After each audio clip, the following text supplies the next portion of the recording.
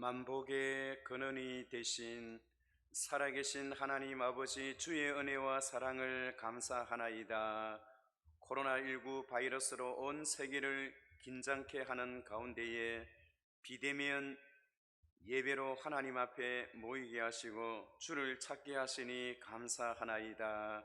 오늘 이 시간 주님 앞에 무릎 꿇어 머리를 숙이고 하나님 앞에 마음을 모으는 모든 가정마다 개인마다 하나님의 자비하심과 하나님의 인자하심으로 충만하게 하옵소서.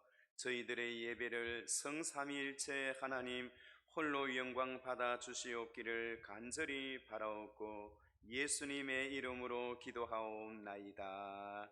아멘. 찬송가 29장 부르시겠습니다.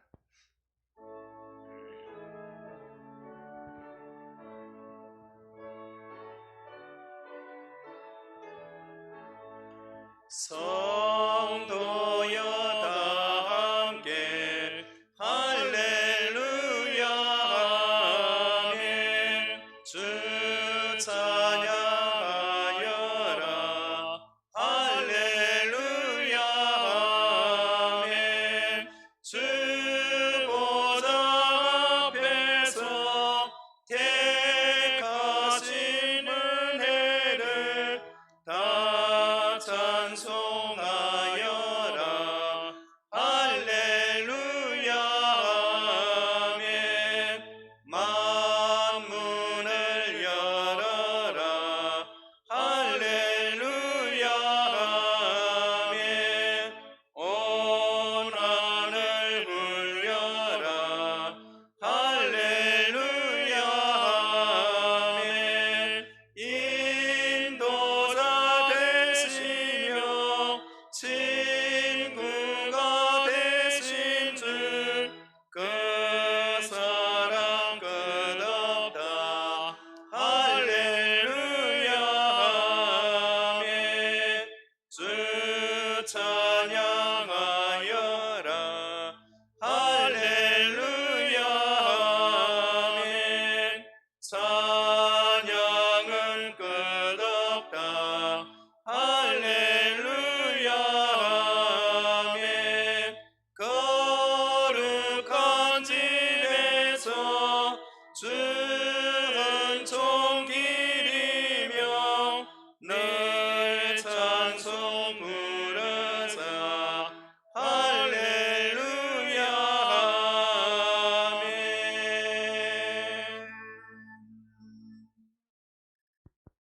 보라, 내가 새 하늘과 새 땅을 창조하나니 이전 것은 기억되거나 마음이 생각나지 아니할 것이라. 너희는 내가 창조하는 것으로 말미암아 영원히 기뻐하며 즐거워할지니라. 보라, 내가 예루살렘을 즐거운 성으로 창조하며 그 백성을 기쁨으로 삼고 내가 예루살렘을 즐거워하며 나의 백성을 기뻐하리니. 우는 소리와 부르짖는 소리가 그 가운데서 다시는 들리지 아니할 것이며 이리와 어린 양이 함께 먹을 것이며 사자가 소처럼 짚을 먹을 것이며 뱀은 흙을 양식으로 삼을 것이니 나의 성산에서는 해함도 없고 상함도 없으리라 여호와께서 말씀하시느니라.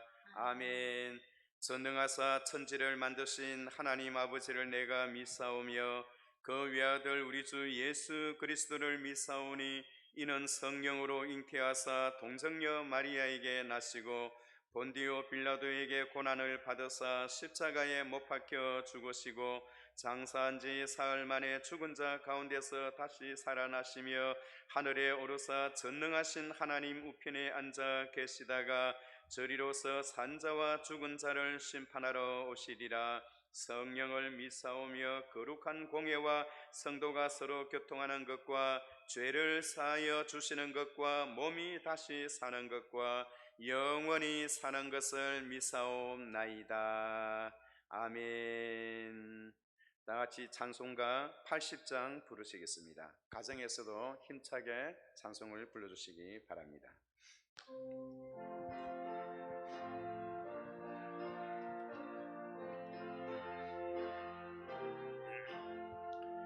천지에 있는 이름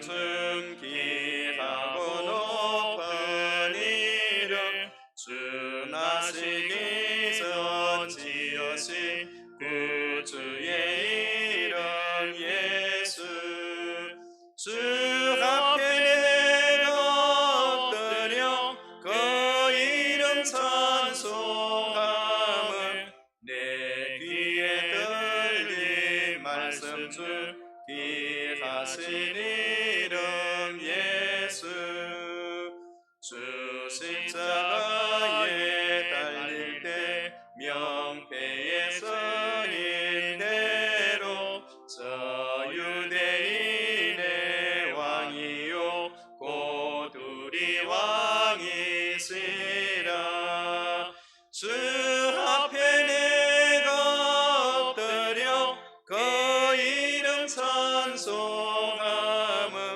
내 귀에 들린 말씀 중 귀하신 이름 예수.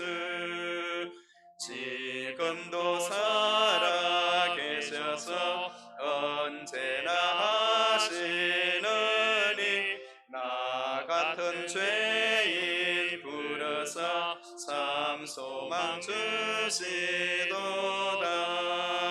주 앞에 내가 엎드려 그 이름 찬송함을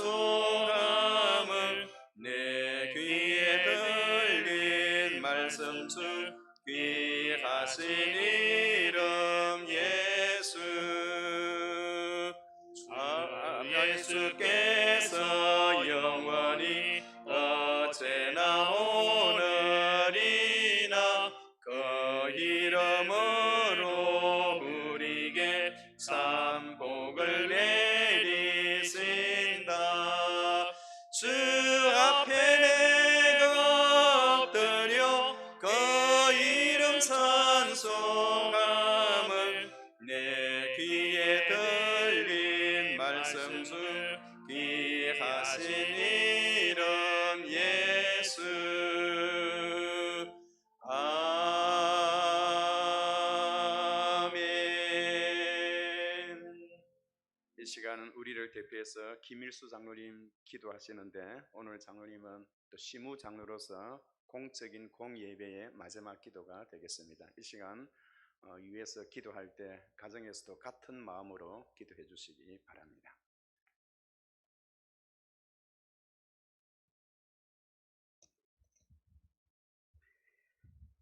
알파와 오메가요 처음과 나중이시라.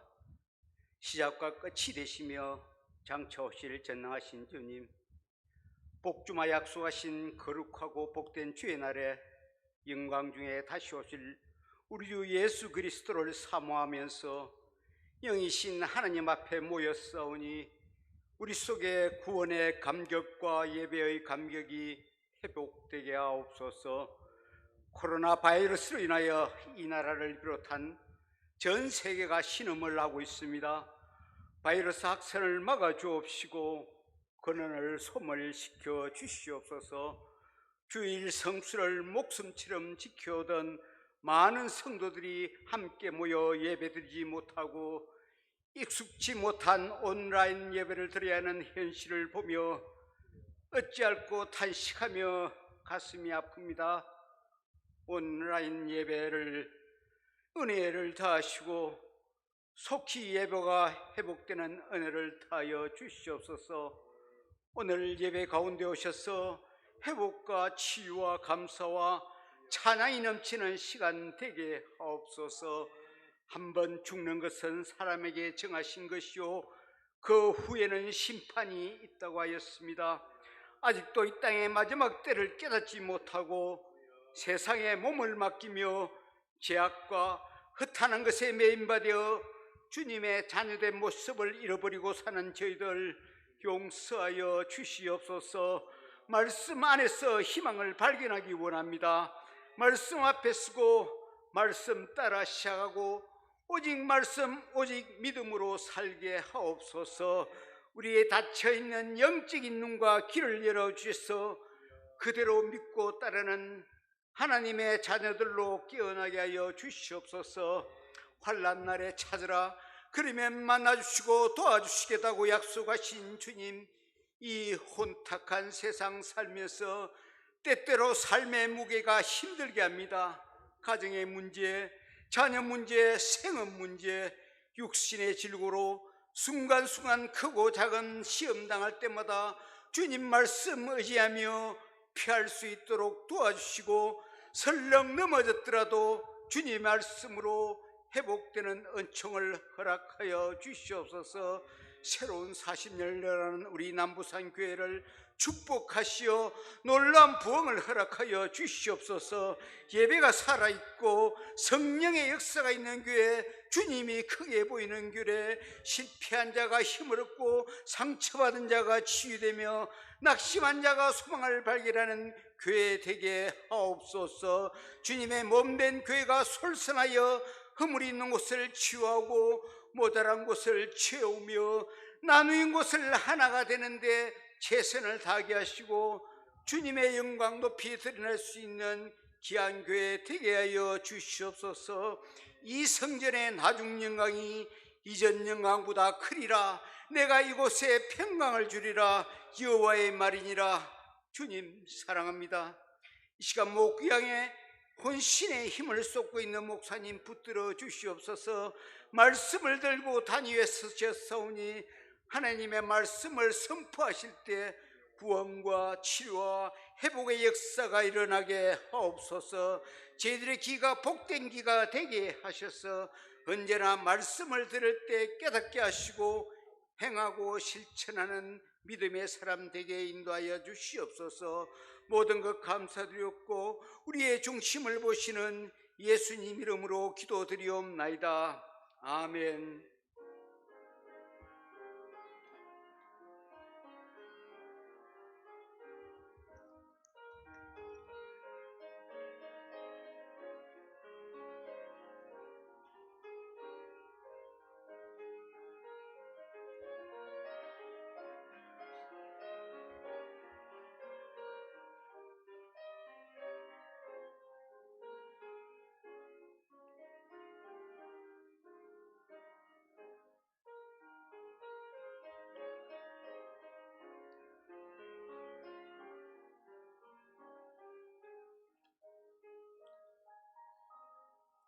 하나님의 말씀은 마태복음 4장 18절부터 22절까지 신약성경 4페이지가 되겠습니다. 마태복음 4장 18절부터 22절까지 가정에서도 크게 같이 교독해 주시면 감사하겠습니다. 제가 먼저 한 절 받들어 읽겠습니다. 갈릴리 해변에 다니시다가 두 형제 곧 베드로라 하는 시몬과 그의 형제 안드레가 바다에 그물 던지는 것을 보시니 그들은 어부라. 말씀하시되 나를 따라오라. 내가 너희를 사람을 낚는 어부가 되게 하리라 하시니 그들이 곧 그물을 버려두고 예수를 따르니라. 거기서 더 가시다가 다른 두 형제 곧 세베대의 아들 야고보와 그의 형제 요한이 그의 아버지 세베대와 함께 배에서 그물 깁는 것을 보시고 부르시니 그들이 곧 배와 아버지를 버려두고 예수를 따르니라. 아멘. 이 시간에 준비하신 헌금 주님 앞에 드리실 때 특히 온라인을 통해서 그렇게 들어주시기 바랍니다. 온라인 구자번호는 밑에 지금 뜨고 있습니다. 여러분들께서 가정에서 정성껏 그렇게 헌금해 주시면 감사하겠습니다.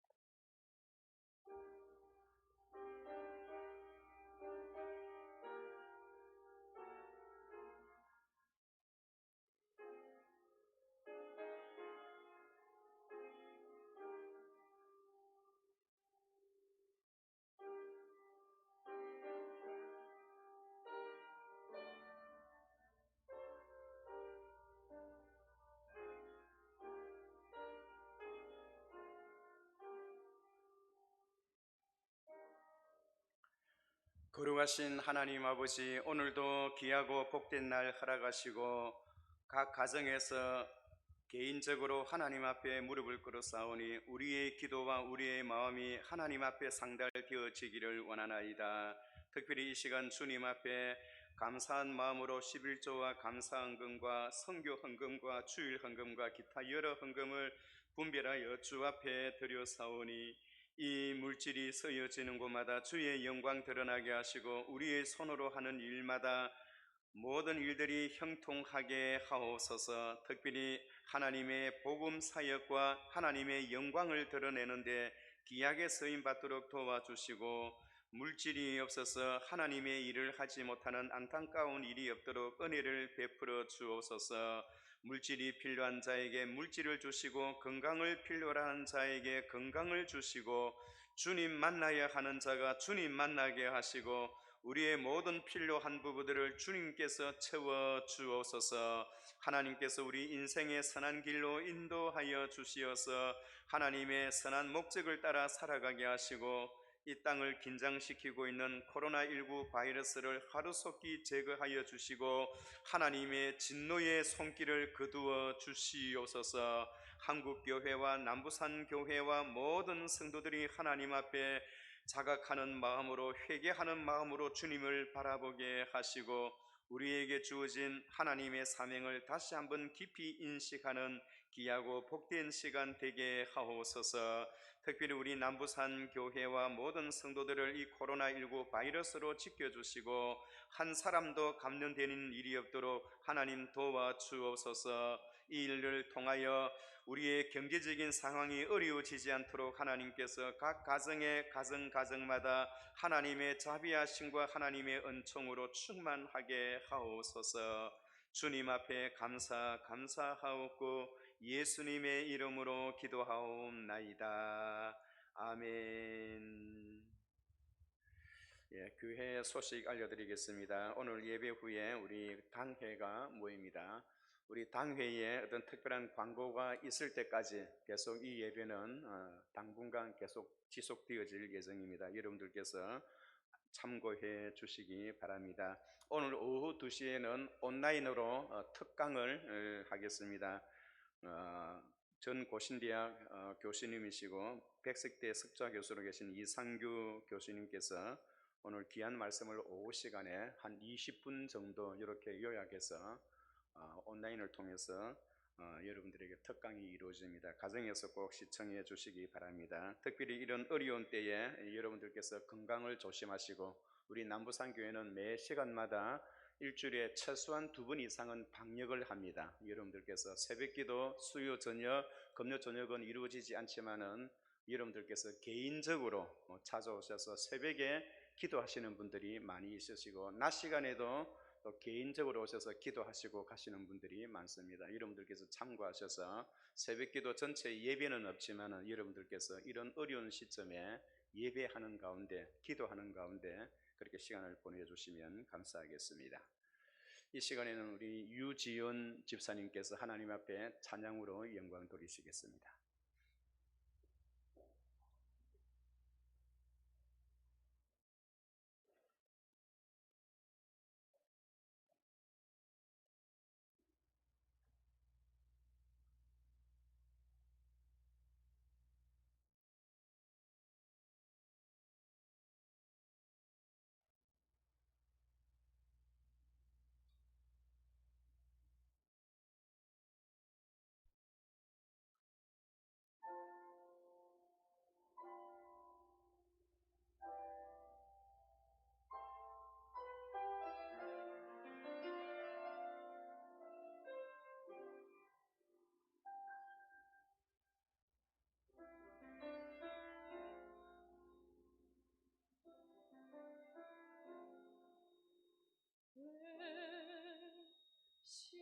십자가를 지셨나 하늘 귀한 영광 버리고 왜 십자가를 지셨나 하나님의 아들님을 버리고 왜 물과 피 쏟으셨나 아무 죄 없으신 어린 양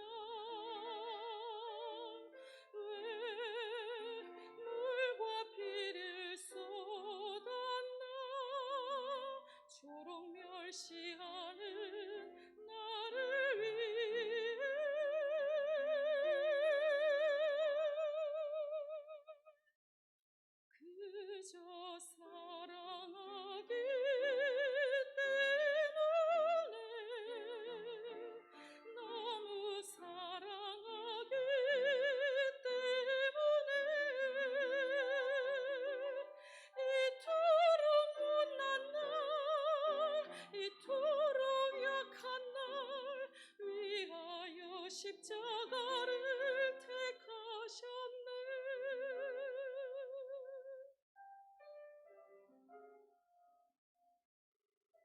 왜 물과 피 쏟으셨나.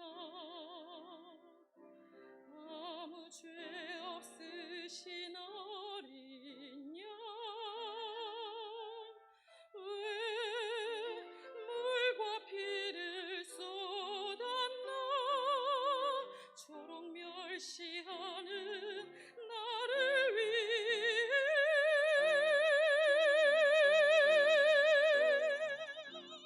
그저 사랑하기 때문에,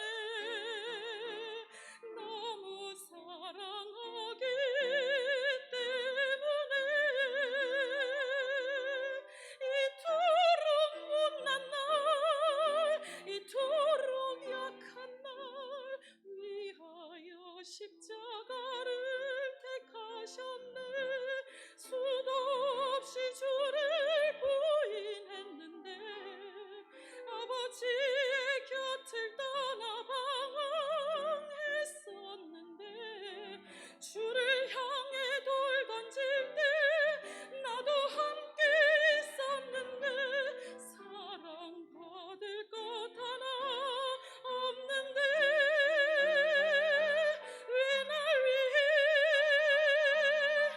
날 위해. 그저 사랑하기 때문에, 너무 사랑하기 때문에, 이토록 못난 날, 이토록 약한 날 위하여 십자가를 택하셨네.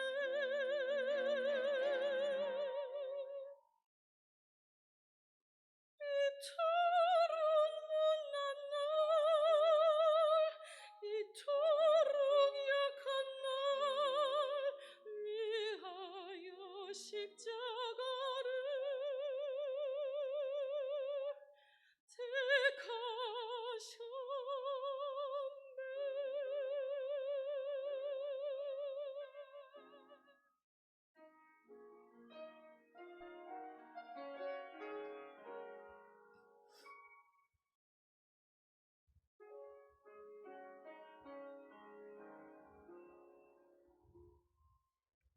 아멘. 예, 귀한 찬양의 고백으로 하나님 앞에 영광 돌려주셔서 참으로 감사합니다. 오늘 이 방송을 같이 보고 예배하는 여러분들에게 같은 은혜가 있기를 축원합니다. 한번 따라해 주시기 바랍니다. 바다에 그물 던지는 것을 보시니. 오늘 저는 이 시간에 바다에 그물 던지는 것을 보시니 라는 이 말씀으로 하나님의 말씀을 전하고자 합니다. 19세기 중반에 빈센트 반 고흐라는 화가가 있었습니다. 그는 그의 정조 할아버지가 목사님이었고, 그의 할아버지도 목사님이었고, 그의 아버지도 목사님이셨습니다.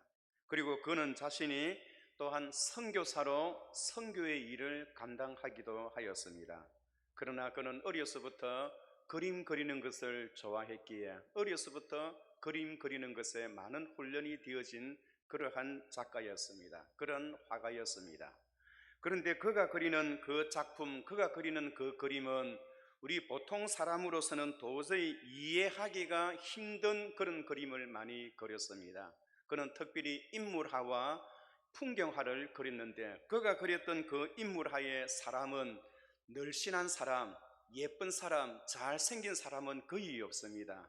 균형이 맞지 않는, 머리가 크다든가 눈이 크다든가 균형이 맞지 않는, 어떻게 보면 징그러운 그러한 모양도 있고요. 그가 그린 작품 가운데는 귀가 잘린, 귀를 자른 자화상, 이러한 자화상을 그리기도 하고, 그가 그렸던 풍경화를 보면 별이 빛나는 밤에라는 그런 제목을 붙였지만은 그 그림을 차마 우리 가정의 벽에 걸어놓기가 상당히 어렵습니다.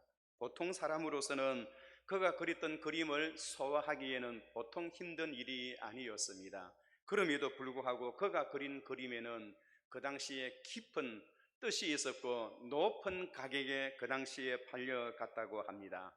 아마도 그가 그렸던 그 풍경화를 보면 우리 안방에 걸어놓을 만한 그런 풍경화는 거의 없을 것입니다. 내장산의 아름다운 풍경의 이야기를 한다든가 금강산이나 아니면 지리산의 깊은 숲속의 아름다운 그런 모습은 전혀 없고 우리가 보기에는 참으로 흉측한 그런 그림들로 가득 찼습니다. 그러나 오늘 이 반고흐는 그가 그림을 통해서 우리에게 주고자 하는 깊은 메시지가 있다는 겁니다. 당신들이 보기에는 오늘 이 그림을 보는 사람들에게는 이 그림이 아주 아름답지 못하게 보이고 내가 그렸던 사람이 아름답게 보이지 않게 보인다 하더라도 오늘 이 작품과 이 사람을 지으신 하나님은 그렇게 보지를 않는다는 겁니다. 사람들의 눈에는 아름답게 보이지 않아도 하나님의 눈에는 다 아름답게 보인다는 겁니다. 자연 환경이 그러하고 사람의 인물화도 그러합니다. 사람 잘생긴 사람들은 잘생기고 예쁜 사람을 좋아하지만은 그러나 하나님의 눈에는 이상하게 보이는 그런 사람들까지도 하나님은 사랑하고 계신다. 바로 오늘 이 반고흐는 이 메시지를 그 그림에 담았다고 하는 것입니다. 사랑하는 성도 여러분, 오늘 우리 하나님은 우리 모두를 다 사랑하고 귀하게 보신다는 것을 여러분 기억하시기 바랍니다. 하나님은 어떠한 사람이라도 외형을 보고 그 사람을 징그럽다고 여기거나 사람이 살을 많이 찌고 뚱뚱하고 대머리가 되고 키가 짤막해도 하나님은 절대로 그를 버러지처럼 그렇게 보지는 않는다는 겁니다. 우리가 나태주 시인의 풀꽃을 잘 압니다. 그 풀꽃의 그 내용을 보면 오래 보고 있으면 아름답다. 자세히 보고 있으면 자세히 보면 사랑스럽다. 너도 그러하다라는 것입니다.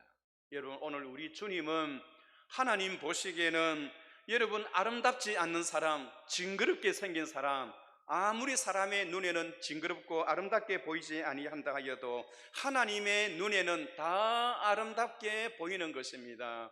오늘 이 자리에 참석한 우리 모두와 각 가정에서 예배를 드리는 여러분 가정에 아무리 내 자신이 초라하고 보잘것없는 사람이라 하더라도 하나님의 눈에는 특별한 사람이요 특별한 은혜와 은총을 받은 자신인 것을 여러분 믿으시기 바랍니다. 그러나 하나님은 이 세상의 모든 사람을 다 사랑하시지만은 우리 크리스찬들에게는 특별한 사랑을 거기에 더 부여해 주신 것입니다. 그것이 바로 특별 사랑입니다. 그래서 예수님께서는 사람을 대하는 방법을 두 가지를 대하셨어요. 하나는 우리 예수님도 모든 사람을 다 환영합니다. 배고픈 자 이리로 와서 내가 주는 떡을 먹으라는 것입니다. 수고하고 무거운 짐진 자들아 다 내게로 오라. 내가 너희를 편히 쉬게 하리라. 예수님은 떡과 먹는 것을 맞추실 때에 그리고 병자를 일으키실 때에 누구나 와서 주님의 은총을 받기를 주님은 원하고 계셨던 것입니다. 배고픈 자 와서 내가 너희에게 주는 떡을 먹으라. 목마른 자 와서 내가 너희에게 주는 이 생수를 마셔라. 병든 자도 와서 내 말을 듣고 너희의 병고침을 받아라 하면서 주님도 모든 사람을 다 사랑하시고 그들에게 귀한 것을 주시기를 원하셨습니다. 그러나 예수님은 때에 따라서는 냉정하게 그들을 대할 때도 있었다는 것입니다. 예수님께서 모든 사람을 다 사랑하시고 귀하게 보시지만은 언제 예수님께서 그들을 냉정하게 보셨나요? 특별히 예수님께서 제자들을 부르실 때에는 아주 냉정하게 예수님께서 평가하시고 판단을 하셔서 잘라낼 사람 잘라내시고 예수님의 제자로 받을 사람은 예수님께서 받으셨습니다. 예수님의 제자된 사람들 중에 나도 제자가 되어야겠다라고 하여 자진해서 예수님의 제자가 되겠다라고 온 사람은 없습니다. 예수님께서 일일이 심사하시고 평가하셔서 그 사람의 삶을 고려하고 그 다음에 예수님께서 그들을 부르셨던 것입니다. 특별히 마가복음 3장 13절에 보면 또 산에 오르사 자기가 원하는 자를 부르시니 나온지라. 예수님께서 제자들을 삼으실 때에 사랑하신다고 해서 다 제자로 삼으신 것이 아니라 자기가 원하는 자들을 예수님께서 제자로 부르셨다는 겁니다. 여러분, 왜 예수님께서는 배고픈 자들에게 빵을 주시고 고기를 주시고 병든 자에게 고침을 받게 하시고 또 그들에게 은혜를 베푸셨던 주님께서 제자들을 부르실 때는 왜 이렇게 까다롭게 주님께서 제안하시고 아무나 받아주지 아니하였을까요? 예수님께서 제자들을 부르실 때는 자신이 원하는 자들만 우리 주님께서 불렀었던 것입니다. 그러면 우리 주님은 어떤 사람을 주님의 제자로 불러셨을까요? 하나님이 사람을 쓰시는 기준에 보면 고린도전서 1장 27절에서 28절까지 보면 이렇게 기록되어 있습니다.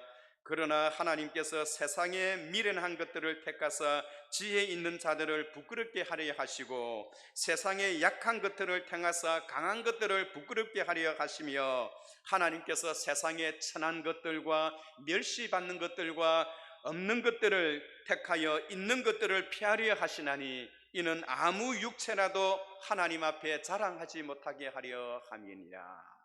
하나님께서 사람을 부르시고 예수님께서 제자를 부르시는데 공부 많이 하고 잘나고 똑똑한 사람을 부르시는 것이 아니라 미련한 것을 택하시기도 하시고 가련한 것을 택하기도 하시고 세상에 천한 것들, 멸시받는 것들, 없는 것들을 택하사 강한 것들을 부끄럽게 하게 하시면서 그런 자들을 주님께서는 제자로 부르셨다는 것입니다.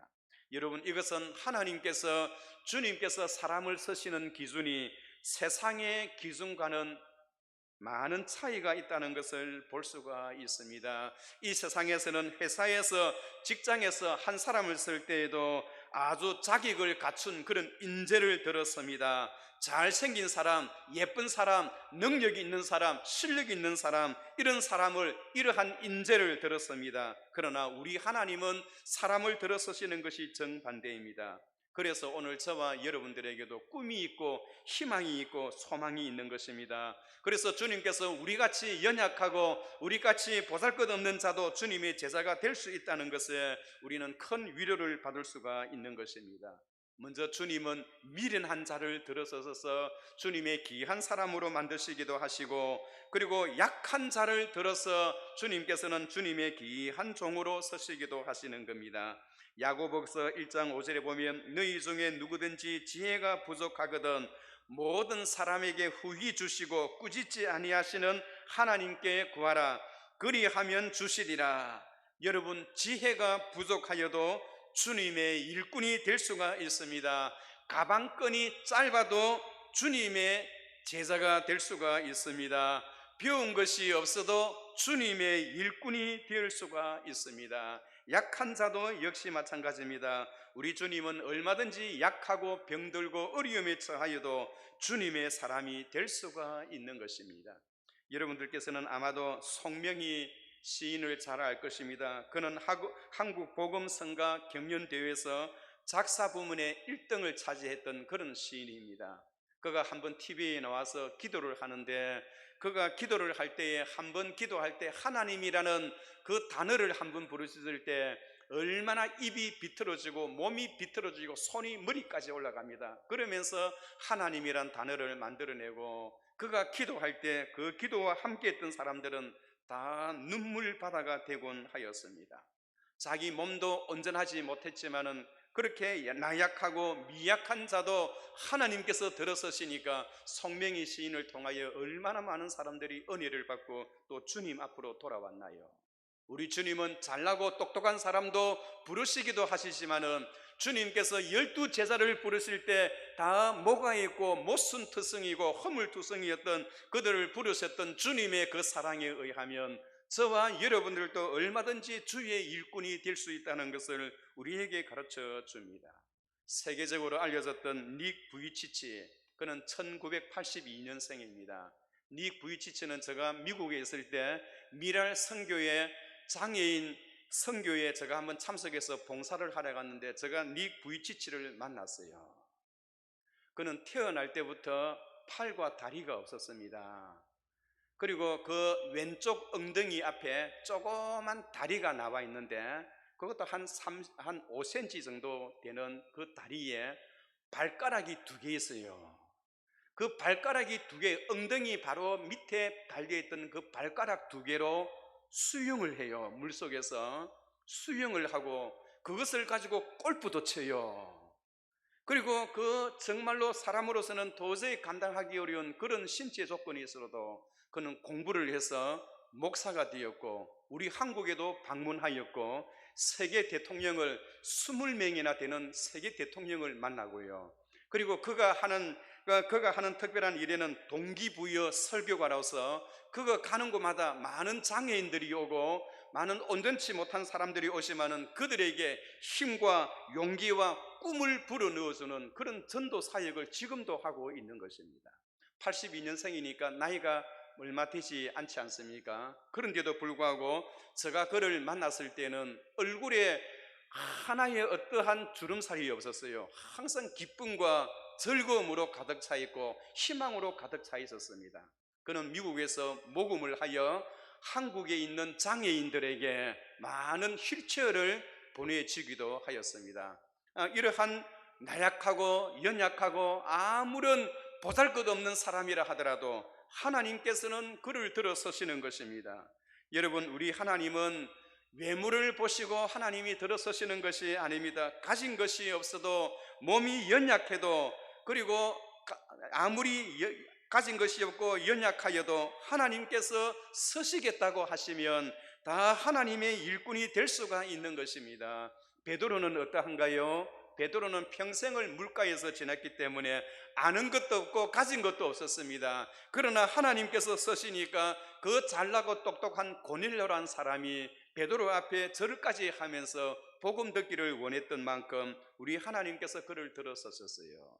조지 밀러 목사도 역시 마찬가지입니다. 가진 것이 없었지만은 5만 번 기도하여 5만 번 기도 응답을 받았던 그런 역사는 우리가 잘 알고 있지 않습니까?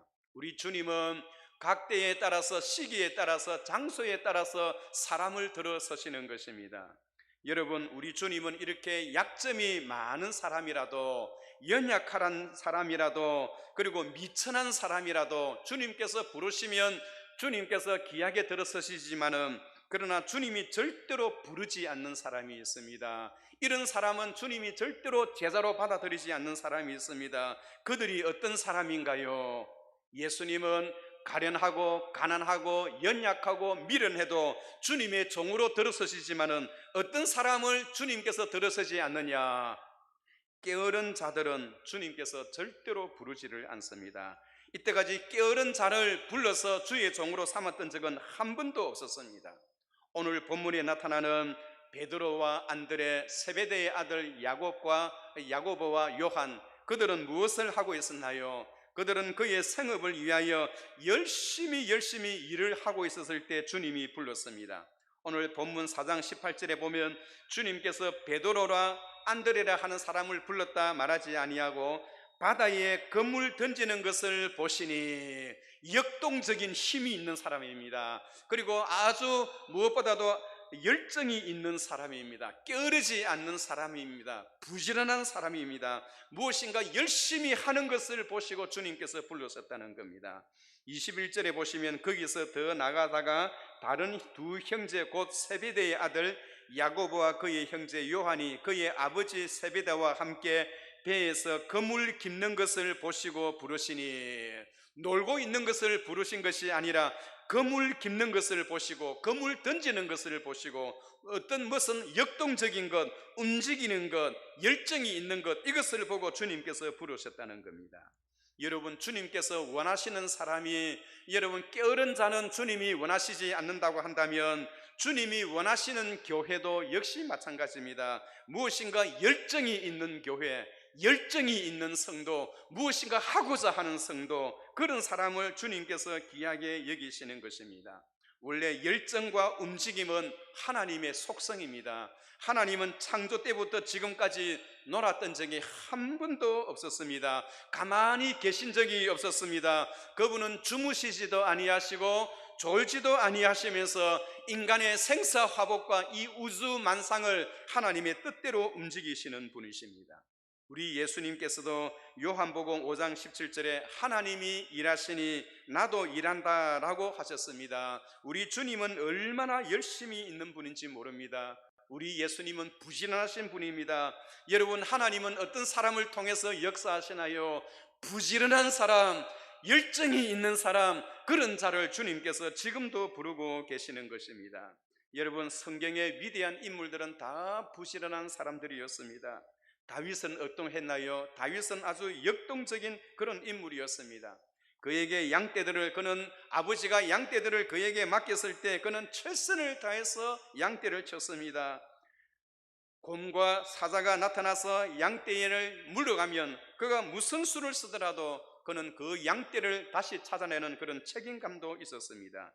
사무엘상 17장 33절에 보면 사울이 다윗에게 말하되 주의 종이 아버지의 양을 지킬 때에 사자나 곰이 와서 양떼에서 새끼를 물어가면 내가 뒤따라가서 그것을 치고 그 입에서 새끼를 건져내었고 라고 하였습니다.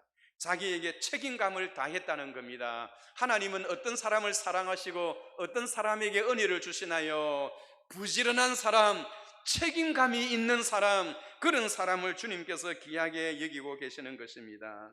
여러분, 하나님은 그에게 일을 맡겨주시면 최선을 다하여 충성하는 사람, 특히 시편 16편 5절 6절에서는 다윗이 이렇게 고백합니다.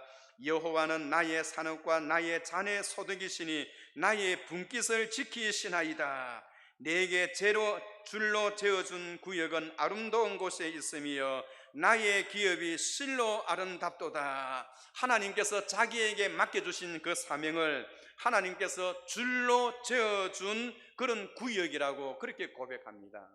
어떤 사람은 태어날 때에 내가 왜 이렇게 가난한 가정에 태어났느냐, 내 환경이 왜 이러하느냐 원망하고 불평하는 사람들이 많습니다. 그러나 여러분, 다윗은 서자로 태어나고 정말로 어려운 가운데 자기 아버지로부터 사랑을 받지 못하고 자식 취급도 받지를 못했지만은, 그러나 하나님께서 이것은 내게 줄로 재어준 구역이라 하여 자기가 할 수 있는 범위 속에서 최선을 다했다는 겁니다.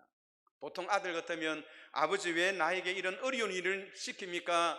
우리 형제들에게는, 형님들에게는 좋은 일을 시키고 나에게는 왜 이런 어려운 일을 시킵니까? 하고 항의도 하였지만은, 그러나 다윗은 그렇지를 않았어요. 이것은 하나님께서 나에게 자로 재어준 구역이다, 줄로 재어준 구역이다. 하나님께서는 이 환경 속에서 최선을 다하게 하시는구나. 여러분, 사람이 어떤 상황 속에서도 최선을 다하고 열정이 있으면 그 길을 통하여 열심히 하다 보면 하나님께서 새로운 길을 열어주시는 것입니다. 하나님이 자로 재어준 구역, 그 안에서 최선을 다해야 합니다. 어리석고 미련한 자는 자기가 할 수 있는 일은 하지 아니하고 하나님이 자로 재어주지 않았던 그 구역의 바깥에 있는 일을 가지고 혼자 고민을 하고 혼자 낙심을 합니다. 여러분, 그런 자는 공상적인 생각입니다. 우리가 할 수 있는 것은 오늘 자로 지어준 그 구역 속에서, 내 범위 속에서 최선을 다하는 것입니다. 뿐만 아니라 다윗은 나중에 성전 건축을 할 때에도 열정과 집념을 가지고 최선을 다하는 거예요. 코로나19 바이러스 시대가 우리에게 도래해서 옛날처럼, 과거처럼 편안하게 모든 것이 자유로운 시간이 될 수가 없지만은, 그러나 이러한 그 범위 속에서라도 내가 성도로서 해야 할 일을 최선을 다한다면 하나님께서 이런 가운데에 새로운 길을 열어주실 것입니다. 모세는 놀다가 하나님 앞에 부름을 받은 것이 아닙니다. 그의 장인 이드로가 그에게 양떼를 맡겼을 때, 그것을 최선을 다할 때 하나님께서 불러주셨습니다. 사울도 잃어버린 양떼를 찾아 최선을 다하다가 사무엘을 만났습니다. 엘리사도 그에게 주어진 소를 갈고 밭을 갈아서 최선을 다하여 농사를 지을 때 하나님께서 엘리야를 통하여 엘리사를 불렀습니다. 사울도 다메섹까지 가서 최선을 다하여 어긋난 방향이었지만은 자기 일에, 주어진 일에 최선을 다하는 가운데 하나님께서 불러주셨던 것입니다. 여러분, 성경의 모든 사람들은 다 자신에게 자로 지어준 구역 속에서 최선을 다할 때, 약해도 지혜도 돈도 없어도 하나님께서 그렇게 불러주셨지만은 게으른 자들은 주님은 절대로 부르지를 않으셨다는 겁니다. 여러분, 오늘 우리의 삶의 모습이 어떠한가요? 주님 보시기에 혹시 너무나 게으름 속에 있지는 않는가요? 하나님을 찾는 일에 게으름과 주의 말씀과 주의 복음을 위하여 살아야 하는데 코로나19 때문에 할 수 없는 그 일 때문에 몸부림치며 하나님을 찾는 그 일에 게으르지 않은지 우리 자신을 한번 살펴볼 필요가 있는 것입니다. 오늘 주님은 어떤 사람을 원하시나요? 열심히 있는 사람, 열정이 있는 사람, 자기에게 주어진 그 일을 위하여 책임감을 가지고 부지런히 사는 그 사람을 주님께서 원하시고 계시는 것입니다. 사랑하는 성도 여러분, 우리 모든 사람들에게는 다 세 가지 소명이 있습니다. 어떤 세 가지 소명이 있나요? 첫 번째는 생명의 소명이 있습니다. 아무리 힘들고 어려워도 그 힘들고 어려움을 참고 나아가는 생명력을 유지하며 살아야 한다는 겁니다. 자기 생명을 함부로 경시하거나 천대해서는 아니 된다는 겁니다. 이것은 하나님이 우리에게 주신 축복이요 하나님의 은혜이기 때문에 하나님이 주신 생명을 마음대로 생각하는 것은 아주 불법을 행하는 것과 같은 것입니다. 두 번째는 우리 주님은 우리들에게 하나님을 경외하는 그런 소명을 주셨습니다. 그래서 성도들에게 하나님께서 말씀하십니다. 모든 성도들아 여호와를 경외하라. 여호와를 경외하는 자에게는 모든 좋은 것에서 부족함이 없으리로다. 젊은 사자는 궁핍하여 줄일지라도 여호와를 경외하는 자는 모든 좋은 것에서 부족함이 없으리로다. 하나님은 우리에게 생명의 소명을 주셨고 여호와를 경외하는 그런 소명을 주셨습니다. 세 번째 우리에게 주신 소명이 무엇입니까? 복음 전도자로서의 소명을 주셨습니다. 이것은 모든 예수님의 제자들이, 하나님의 일꾼들이 믿고 따라야 할 공통적인 그런 사명인 것입니다. 이런 세 가지 소명을 잘 감당한 사람이 누구입니까? 가장 모델 케이스로 사신 분이 우리 예수님이십니다. 우리 예수님은 누구보다도 이 사명을 위하여 최선을 다하며 살았었습니다. 마태복음 4장 23절에 보시면 예수께서 온 갈릴리에 두루 다니사 그들의 회당에서 가르치시며 천국 복음을 전파하시며 백성 중에 모든 병과 모든 약한 것을 고치시며, 예수님께서 두루 다니셨대요. 예수님이 두루 다니실 때 그때 여러분 날씨가 어떠한가요? 50도가 넘는 그런 뜨거운 땅볕입니다.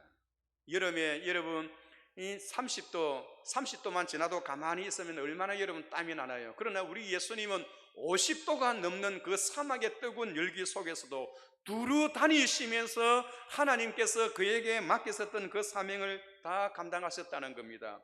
뿐만 아니라 우리 주님은 이 일을 잘하기 위해서 선택과 집중을 잘 하셨어요.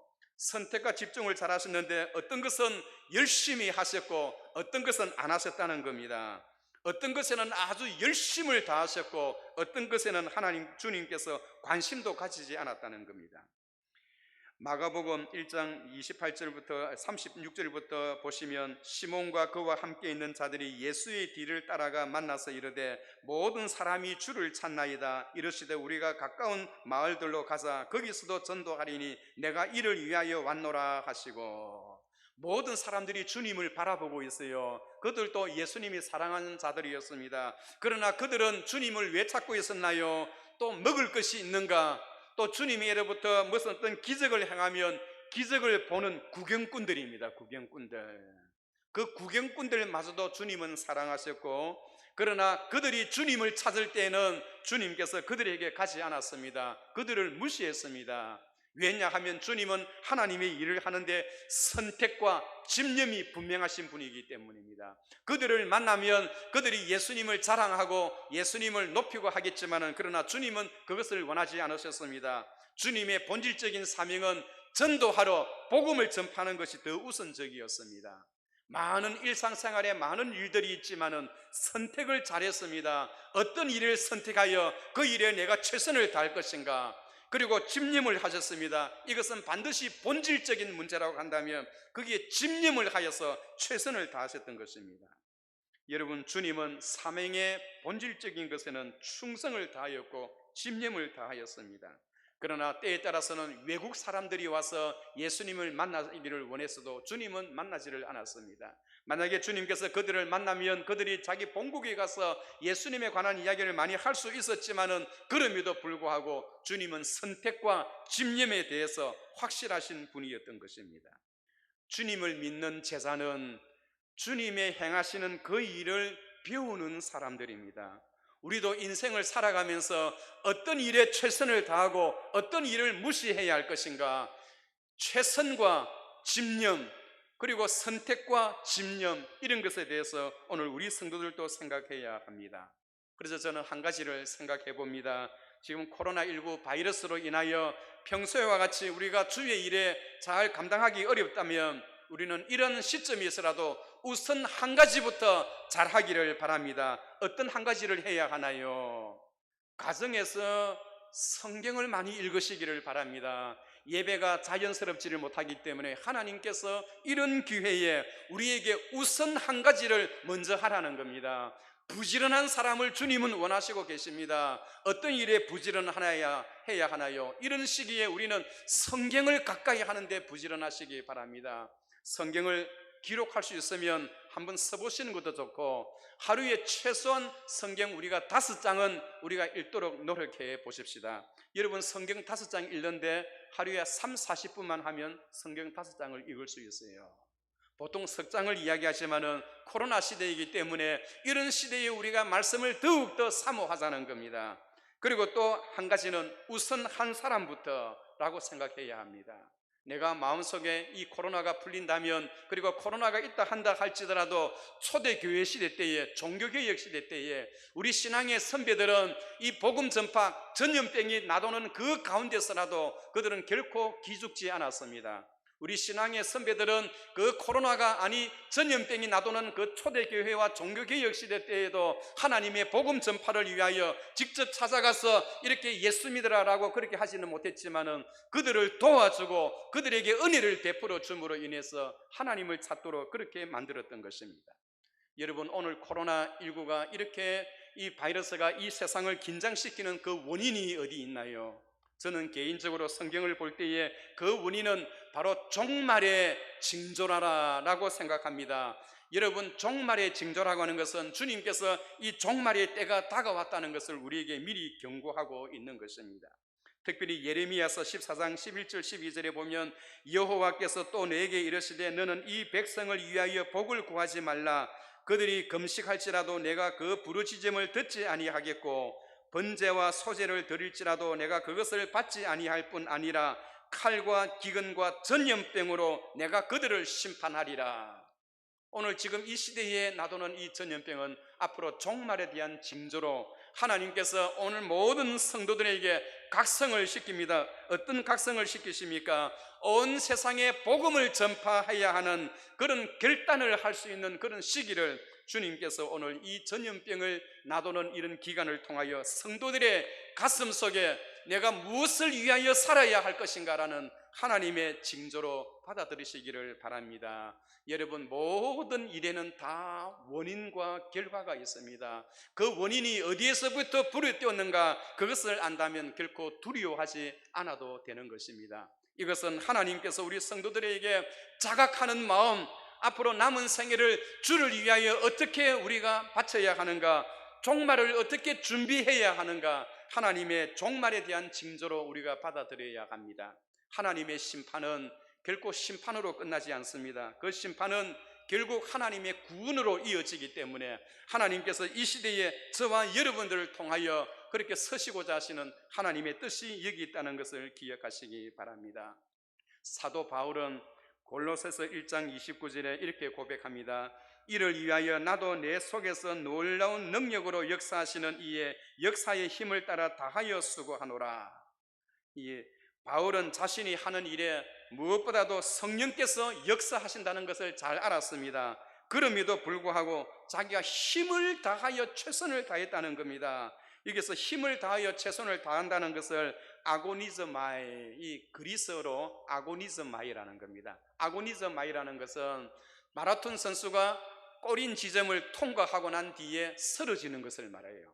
자기가 할 수 있을 때 최선을 다해서 있는 힘을 다해서 그 꼬린 지적을 능가해서는 지나와서는 푹 쓰러지는 것을 아고니즈마이라라고 합니다. 그래서 사도 바울은 하나님께서 하나님의 일을 하는 데에 성령께서 역사하시지만은 내가 할 수 있는 한 힘을 다하여 주님 앞에 충성했다는 그런 고백이 바로 아고니즈마이라라는 그런 단어입니다. 사랑하는 성도 여러분, 우리가 장수한다는 것 좋습니다. 장수한다는 것은 오래 산다고 해서 장수하는 것이 아닙니다. 장수한다는 것은 내가 하나님 앞에 갈 때에 많은 것을 가지고 갈 수 있는 것, 그것을 위하여 살은 사람을 보고 장수한 사람이라고 합니다. 100세 이상 살았다고 해서 하나님 앞에 설 때에 가져갈 것이 없으면 그것은 여러분 장수한 것이 아닙니다. 아무것도 아닌 것입니다. 하나님 앞에 얼마나 많은 것을 가지고 갈 수 있느냐, 그것이 바로 장수와 연결되어져 있는 것입니다. 사랑하는 성도 여러분, 오늘 코로나19 바이러스로 인하여 우리의 신앙생활이 움츠러들 수가 있습니다. 그럴 때일수록 우리는 더욱더 정신을 차리고 더 열심히 주를 바라보는 데 최선을 다하시기 바랍니다. 무엇보다도 열정적으로 게으르지 아니하고 부지런한 마음으로 최선을 다하여 충성되이 하나님을 섬기도록 하십시다.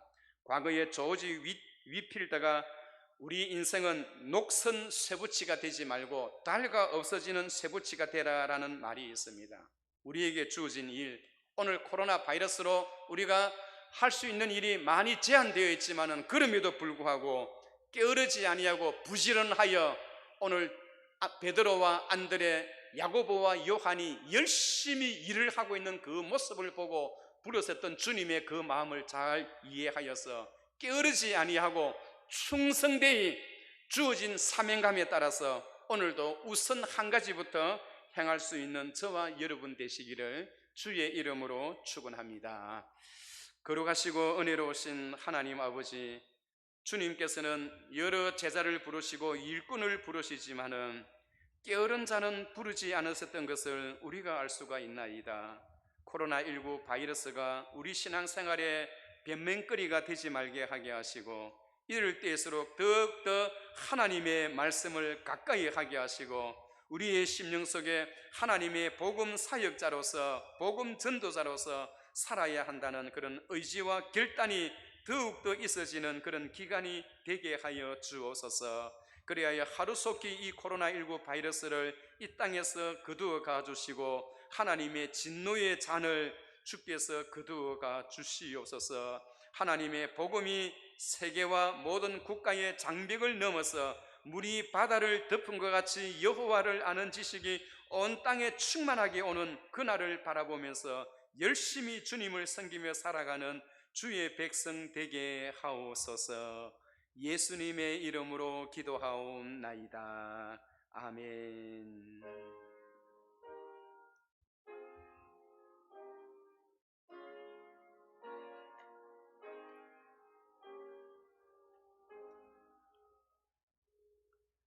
끝까지 우리와 함께 하시는 변치 않는 주님의 사랑과 은혜를 생각하면서 찬송가 270장 우리 힘차게 부르십시다.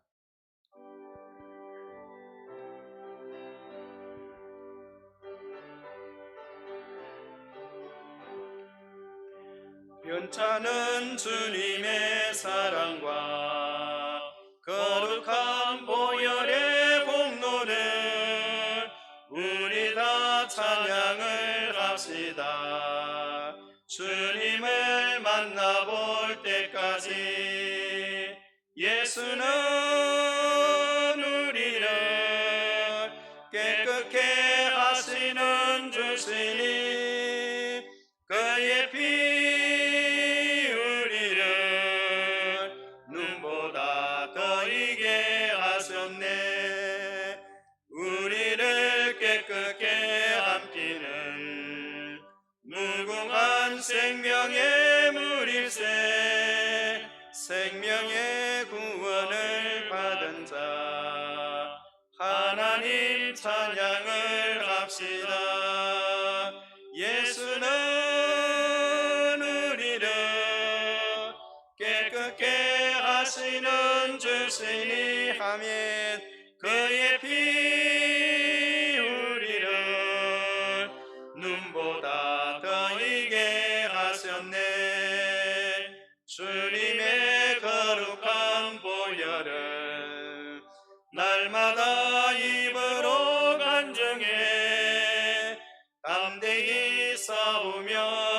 나가세 천국에 들어갈 때까지 예수는 우리를 깨끗게 하시는 주시니 그의 피 우리를 눈보다 더 이게 하셨네 십자가 단단히 붙잡고 날마다 이기며 나가세 머리에 면류관 쓰고서 주 앞에 찬양할 때까지 예수는 우리를 깨끗게 하시는 주시니 그의 피 우리를 눈보다 더 이게 하셨네. 특별히 우리 남부산교회는 24시간 본당 문이 열려 있습니다. 여러분들께서 기억하셔서 시간 되시는 대로 그렇게 하루에 5분씩이라도 가능하면 같이 모여서 기도하는 것은 어렵지만 개인적으로 오셔서 기도하시다가 그렇게 교회를 최대한으로 그렇게 찾아주시면 감사하겠습니다. 야곱아 너를 창조하신 여호와께서 이제 말씀하시느니라 이스라엘아 너를 조성하신 여호와께서 이제 말씀하시느니라 너는 두려워 말라 내가 너를 구속하였고 내가 너를 지명하여 불렀나니 너는 내 것임이니라. 이제는 우리 구주 예수 그리스도의 크신 은혜와 하나님 아버지의 무한하신 사랑하심과 성령의 교통 충만 역사하심이 오늘 게으르지 아니하고 부지런하며 충성된 마음으로 주어진 일에 책임감을 가지고 최선을 다하며 살아가기 원하는 오늘 이 자리에 모인 주의 모든 백성들과 특히 온라인 앞에 하나님 앞에 모였던 우리 모든 가정과 우리 개인 위에 그리고 세계를 향하여 선교로 유학으로 이민으로 나가 있는 자녀들의 가정과 결혼과 학업으로 방방 곳곳에 흩어져 사는 모든 사랑하는 자녀들 가정 위에 지금으로부터 영원토록 함께 있을지어다. 아멘.